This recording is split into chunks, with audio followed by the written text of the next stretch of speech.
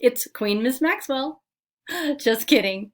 In our previous lessons, we learned about why colonists sailed from England to the present-day United States and what their life was like during this time.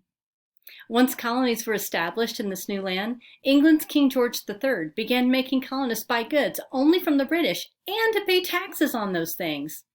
The taxation on the colonists became so bad that it led to war with England. That was called the Revolutionary War. The colonists wanted to rule themselves in a democracy instead of being ruled by the monarchy. George Washington would eventually become the first United States president after the colonists won the war. A democracy is a form of government in which people make the laws and run the government.